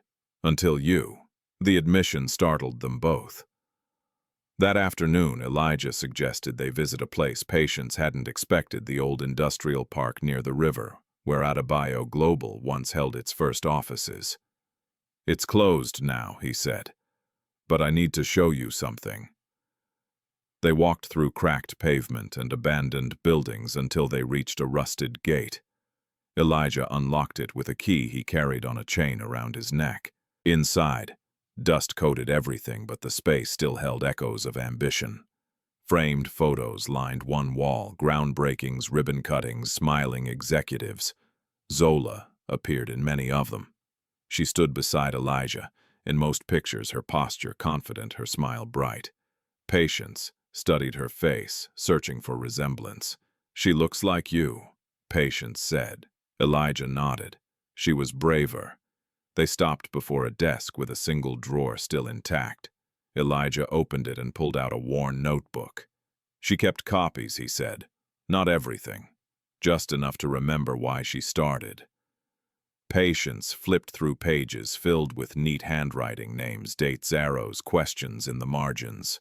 One page had a single sentence underlined twice. If they silence me, follow the money. Patience's breath caught. She knew. Yes, Elijah said, and she wanted someone to finish it. Patience closed the notebook gently. You are. Elijah looked at her. We are. The word felt deliberate. That evening, Patience received a call from Ethan's school. There's been a development, the administrator said, cautiously. Your brother's suspension has been reviewed. Patience's heart raced. And a sponsor has covered the outstanding fees, the woman continued. Ethan may return tomorrow. Patience closed her eyes in relief. Thank you. When she told Elijah, he nodded once. A temporary shield, he said. Not a solution. Patience smiled faintly. It matters. That night, Margaret's name appeared on Patience's phone. Patience answered. You're becoming inconvenient, Margaret said without preamble. I learned from you, Patience replied. Margaret laughed coldly. Don't confuse boldness with safety. Don't confuse control with power, Patience said. There was a pause. You think you've won, Margaret said. You haven't even started. Patience's voice remained steady. Neither of you. The call ended. Later, Elijah sat beside Patience on the couch, the city's hum drifting through the window. They're moving the event forward, he said. The board announcement. Patience nodded. She wants legitimacy. Yes, Elijah said. And attention. Patience thought of Zola's notebook, of her father's altered records, of years lost to silence. Then let her have it, Patience said. All of it. Elijah studied her. You're sure I'm tired of surviving quietly, she replied. I want the truth loud. He smiled. Not wide, not easy, but real. So did Zola. They sat together in the dim light, the past and present converging into a single line of resolve. For the first time since the marriage, Patience felt something settle into place. Not certainty. Purpose. And purpose she knew was something no one could take from her again. Margaret Lwanga made her final move with the confidence of someone who believed the board was already tilted in her favor. She did not come alone this time. The knock at the door came just after noon, measured official. Patience felt it. Before she heard it, the familiar tightening in her chest that came when danger announced itself politely. Elijah rose from the couch, his expression shifting into the careful looseness he used in public. "I'll handle it," he said softly. "No," Patience replied. "We will." When Elijah opened the door, 3 people stood outside. Margaret in front, dressed in muted elegance. A man Patience did not recognize well-groomed, confident eyes that assessed before they acknowledged, and a woman holding a tablet, her face unreadable. "Patience," Margaret said, pleasantly. "I'm glad you're home." Elijah slouched, muttering under his breath, eyes unfocused. The performance was seamless. "This won't take long," Margaret continued, stepping inside without invitation. "We're here to correct an error." Patience closed the door behind them. "You don't get to correct me anymore." Margaret smiled thinly. "You've always been dramatic." She gestured to the man beside her. "This is Mr. Cato. He represents an interested party." Patience's stomach dropped. "Interested in what in you?" Margaret said simply. "Your current arrangement is unstable, unsafe." Mr. Cato nodded sympathetically. "My client is willing to assume responsibility. There will be compensation." Elijah's head snapped up just enough to draw attention.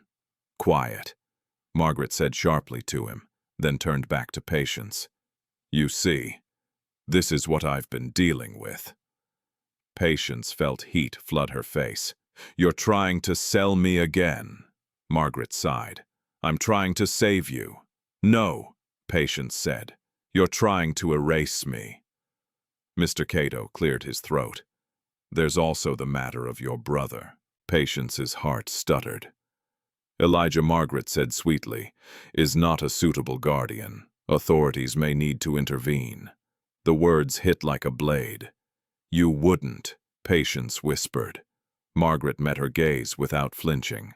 "I would, and I will." Elijah stepped forward. "No," Patience said sharply, holding up a hand. "Not yet." She turned back to Margaret. "If you touch my brother, you'll..." What Margaret interrupted. "Expose me with what?" Patience took a breath. "With the truth." Margaret laughed. "Truth is only useful when someone listens."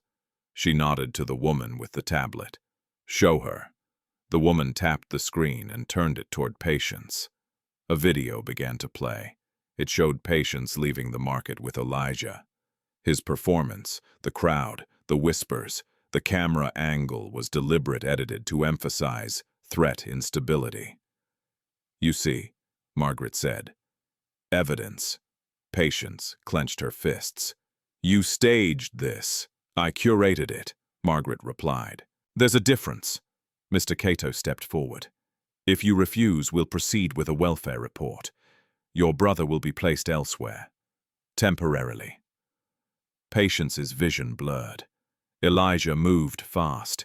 He grabbed Mr. Cato's wrist and twisted just enough to make the point. The man gasped, stumbling back. "Don't touch her," Elijah said, his voice calm, clear, unmistakably sane. The room froze. Margaret stared at him, shock breaking through her composure. Elijah released Mr. Cato and stepped back, shoulders, slumping, gaze dulling again as he slipped the mask back on. "There," Margaret said tightly. "You see, unpredictable." Patience felt something inside her snap, not in panic but in clarity. "Get out," she said. Margaret blinked. "Excuse me." "You heard me," Patience repeated. "Get out of my house." Margaret's eyes darkened. "This house exists because I allow it." Patience stepped forward. "Not anymore." Silence stretched thin. Margaret laughed softly. "You've chosen a strange hill to die on." She turned to leave, then paused at the door. "Tomorrow," she said, "you'll sign, or I'll make the choice for you." The door closed behind them. Patience sagged against the wall, breath coming fast. "She'll do it," Patience said. "She'll take Ethan." Elijah rubbed his face. "She'll try." Patience's hands shook. "I can't let that happen." "You won't," Elijah said. "Not alone." He reached for his phone. "It's time to accelerate." The rest of the day passed in tense preparation. Elijah made calls short, precise. Names Patience didn't recognize. Instructions that sounded like pieces clicking into place. As night fell, Patience packed a small bag for Ethan just in case. Clothes, a book, the photograph of their father she kept hidden beneath her mattress. She pressed the photo to her chest. "I'm not losing him," she whispered. Near midnight, a car pulled up outside. Headlights washed over the walls, then cut. Patience's heart raced. "They're here." Elijah checked the window, then nodded. "Stay behind me." A knock sounded loud, authoritative. "Elijah Adebayo," a voice called. "Open the door." Elijah opened it slowly. Two men stood outside, flanked by a uniformed officer. "We received a report of domestic instability," the officer said. "We need to assess the situation." Margaret stepped forward from the shadows. "I'm concerned for my daughter," she said, voice trembling with practiced fear. "And for her brother." Patience felt rage surge. "You liar!" The officer raised a hand. "Ma'am, please." Elijah's posture slackened, his gaze unfocused. He began muttering softly. Margaret nodded toward him. "You see, Patience stepped into the light. He's pretending." The officer frowned. "What?" "He's acting," Patience said clearly. "Because people like her profit from it." Margaret scoffed. "This is delusion." Patience reached into her bag and pulled out documents, copies from Dr. Kumalo bank statements, signatures. "My father didn't die naturally," Patience said. "She forged records. She used debt to control me. She's trying to sell me again." The officer hesitated, scanning the papers. Margaret's smile faltered. "This is outrageous." Elijah straightened. "It is," he said calmly. The transformation was unmistakable. The officer stared. "You're—" "Fine, yes," Elijah replied, "and I'm done hiding." Margaret took a step back. "You don't get to change the narrative." Elijah met her gaze. "I wrote it." Sirens sounded in the distance, not close enough yet, not decisive. Elijah turned to Patience. "Tomorrow," he said. "The board event." Patience nodded, fear and resolve tangling together. Tomorrow. Margaret's face hardened as she realized too late that the ground beneath her was shifting.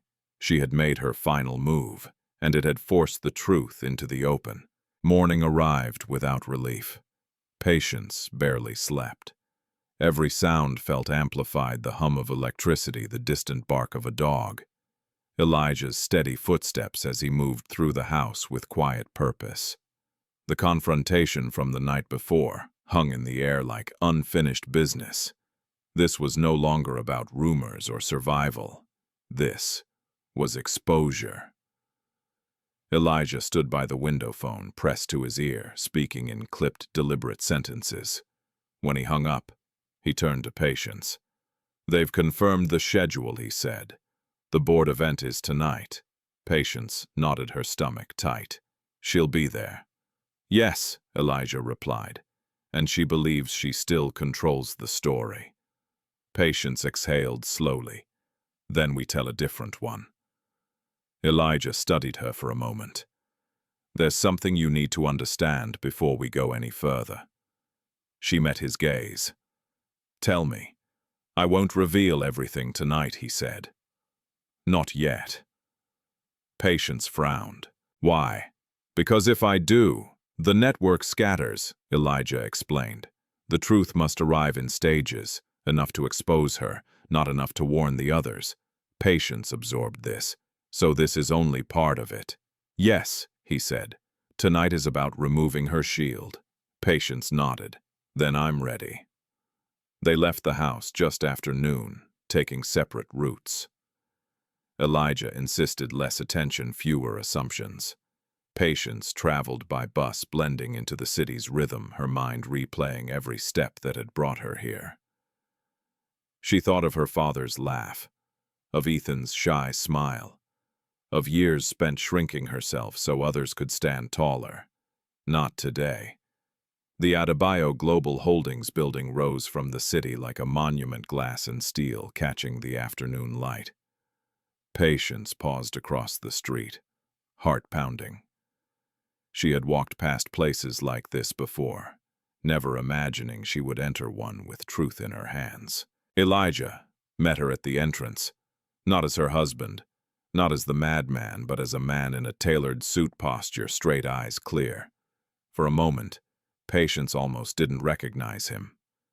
"You look different," she said quietly. "So do you," he replied. Inside the lobby buzzed with anticipation. Executives greeted one another with polished smiles. Cameras lined the walls.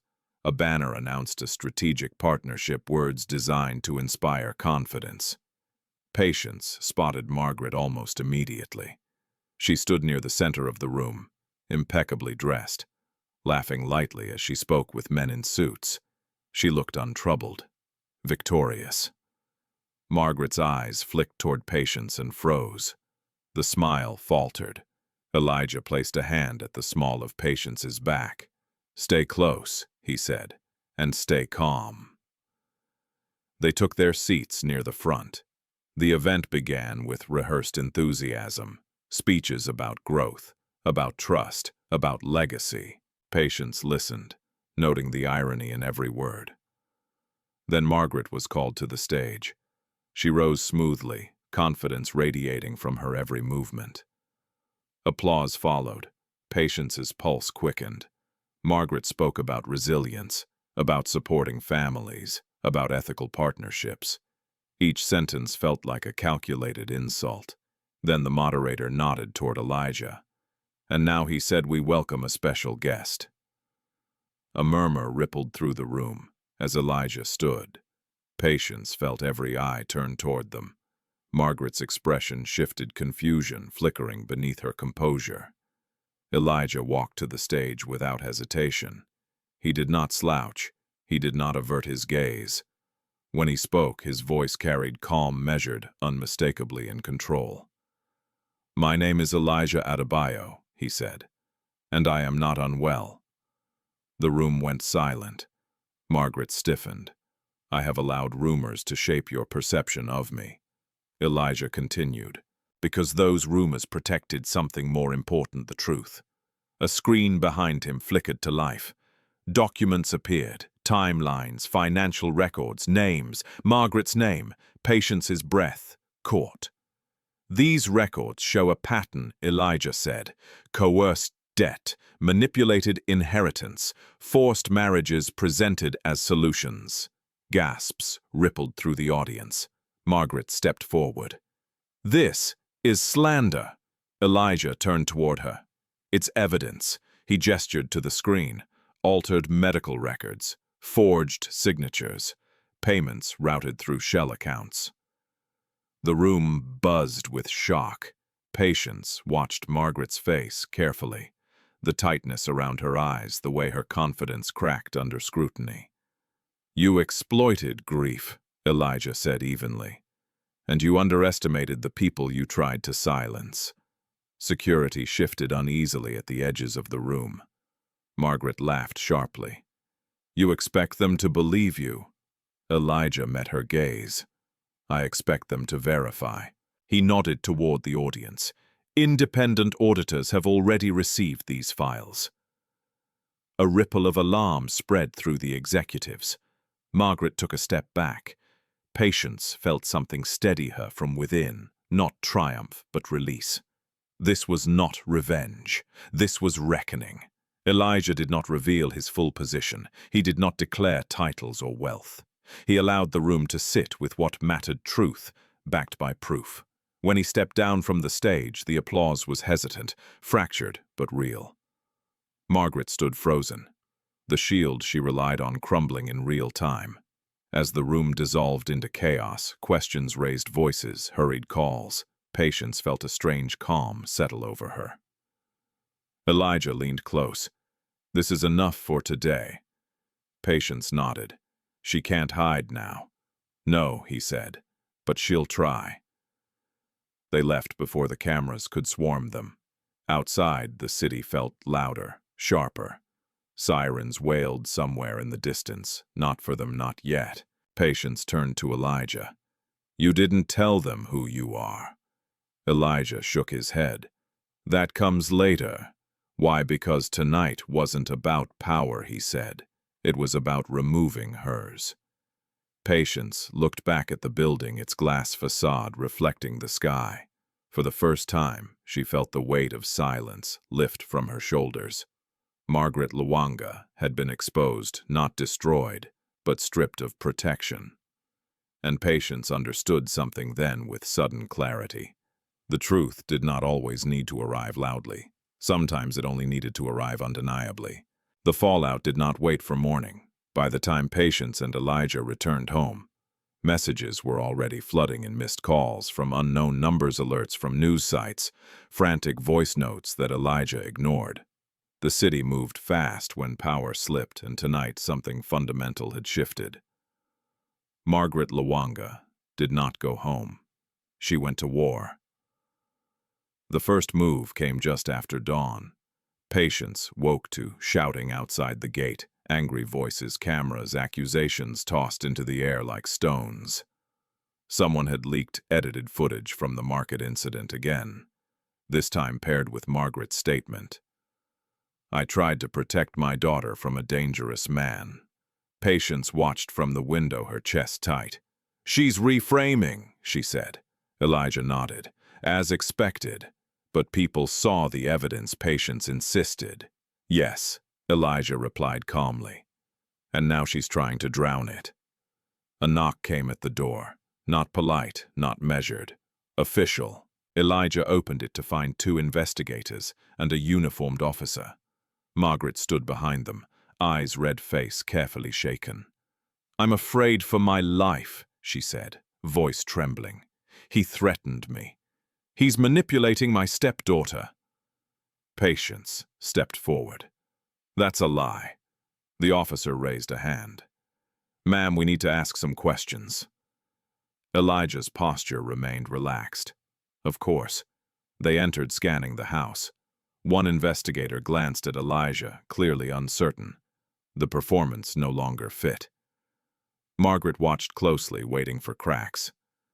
"What is your relationship to Mr. Adebayo?"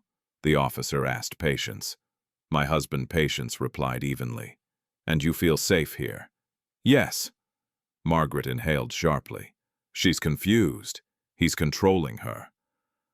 Patience turned to her. "You forged my father's medical records." Margaret scoffed. "This obsession is documented." Patience finished lifting a folder from the table. "By Dr. Naledi Kumalo. Independent." The investigator's eyes sharpened. "We'll take that." Margaret's mask slipped for a fraction of a second. Elijah spoke then, voice clear. "There's more you should see." He opened his laptop and turned it toward them, bank trails, timestamps, shell accounts. The investigator leaned closer, recognition dawning. "This goes beyond a family dispute," the investigator murmured. Margaret stepped back. "This is a setup." Elijah closed the laptop gently. "It's an audit." The investigators exchanged a look. "Mrs. Lwanga once said we need you to come with us." Margaret laughed, a brittle, disbelieving sound. "You can't be serious." "We are," the officer replied. Margaret's gaze snapped to Patience. "You ungrateful girl." Patience met her eyes. "I learned from you." Margaret was escorted out, her voice rising, then fading. The house fell quiet. Patience exhaled shakily. "Is it over?" Elijah shook his head. "It's begun." Within hours, the board event became headline news.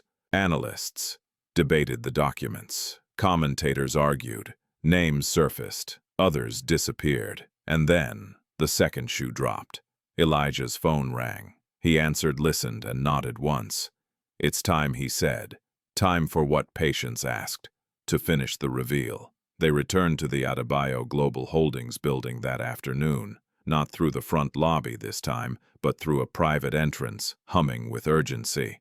The boardroom buzzed with voices, lawyers, advisors speaking in tight circles. When Elijah entered the room, stilled, a man in a gray suit stood. "You're late." Elijah smiled faintly. "I was removing a liability." Patience took a seat at the back, heart pounding. The chair at the head of the table remained empty. "Before we proceed," the gray-suited man said, "there's a matter of leadership to address." Elijah stepped forward. Agreed. He reached into his jacket and placed a document on the table. Effective immediately. The room erupted in murmurs. The man scanned the page, eyes widening. This authorizes," "Yes," Elijah said, "the transition." The chair at the head of the table was no longer empty. Elijah sat. Silence crashed over the room. Patience's breath caught as understanding settled heavy and undeniable. The gray-suited man cleared his throat. "Ladies and gentlemen, I believe you all know." Elijah raised a hand. "No introductions."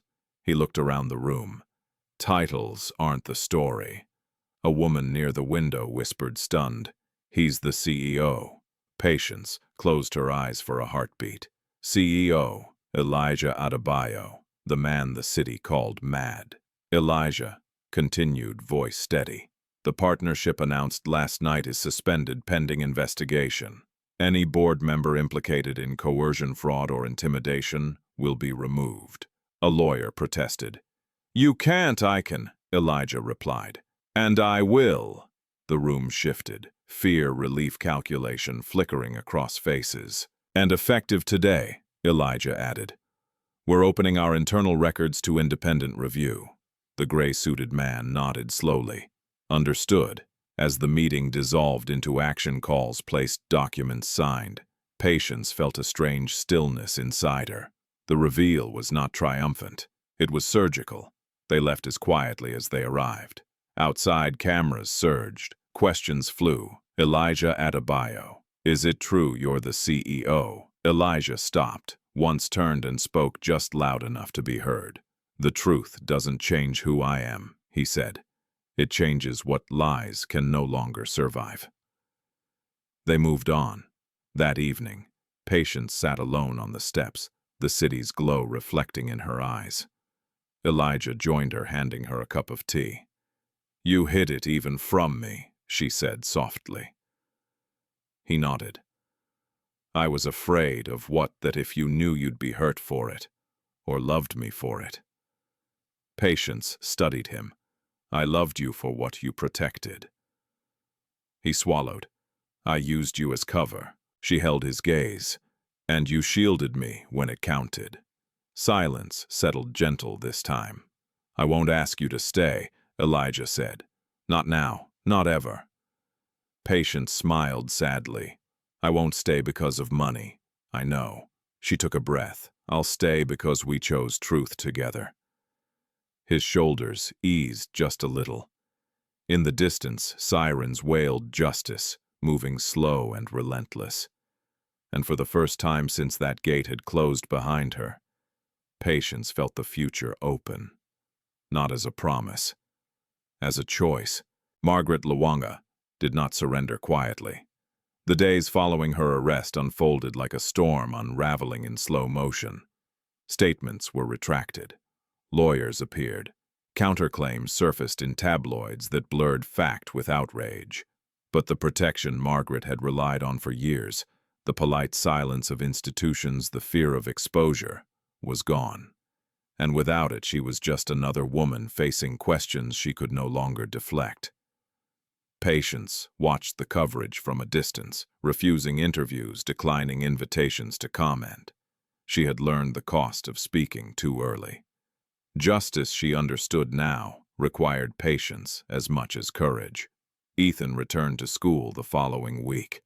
Patience walked him to the gate herself, the morning air crisp and bright. He clutched his bag tightly, eyes scanning for threats that no longer followed them.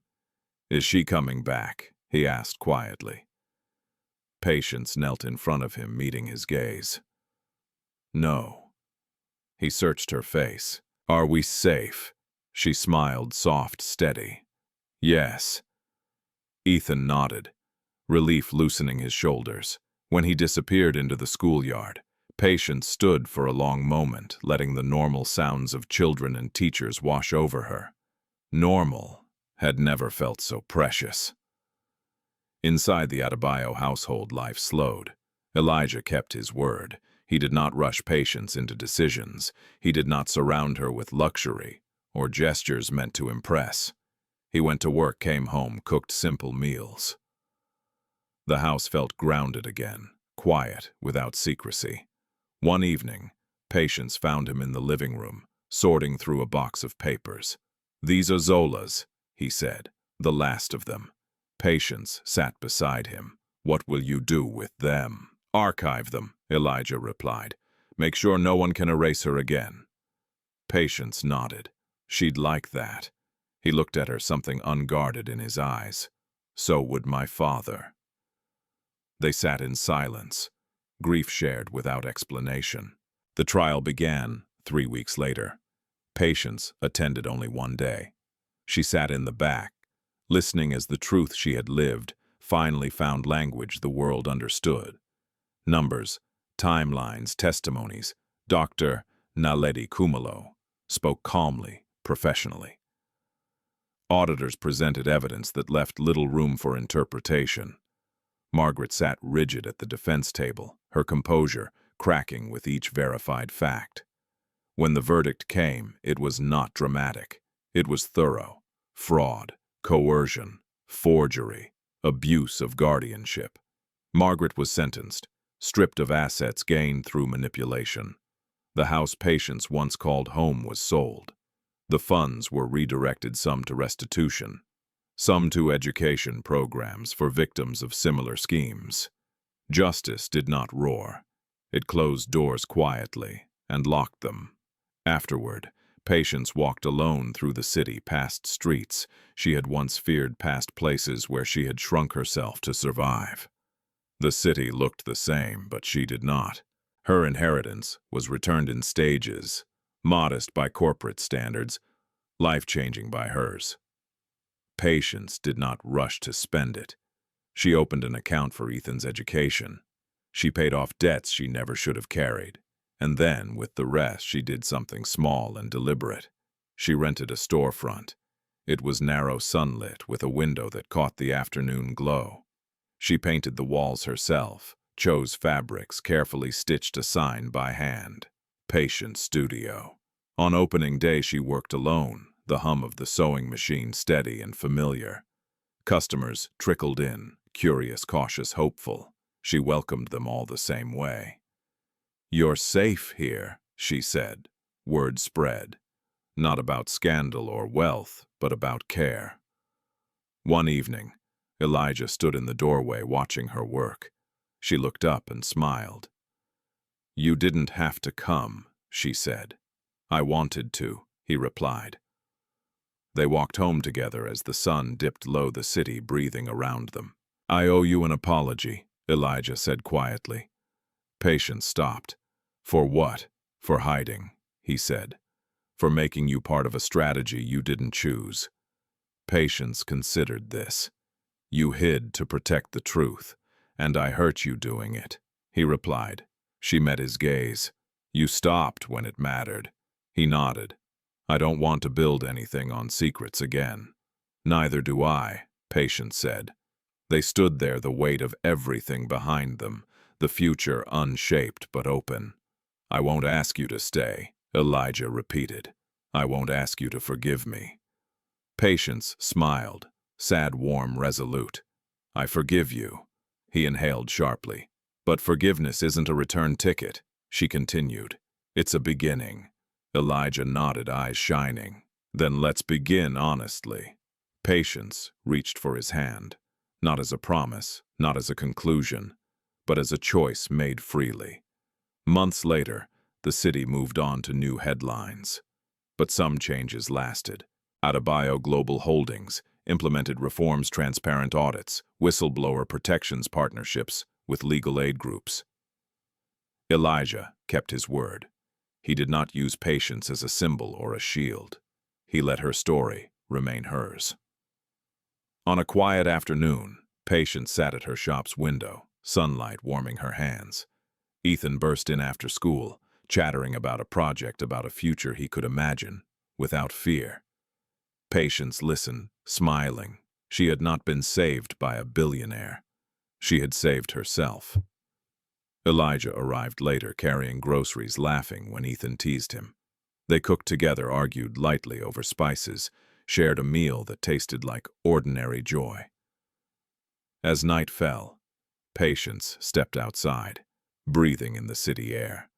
Once, she had been traded, like debt. Now she stood, in her own life, grounded, chosen whole. Justice had not erased her scars, but it had given them meaning. And that Patience knew was the truest form of healing. Patience Lwanga's journey is not a story about marrying power or escaping poverty through luck. It is a story about what happens when quiet endurance meets truth and refuses to stay silent any longer. For years, Patience survived by shrinking herself. She learned to obey, to wait, to endure cruelty in the name of family and duty.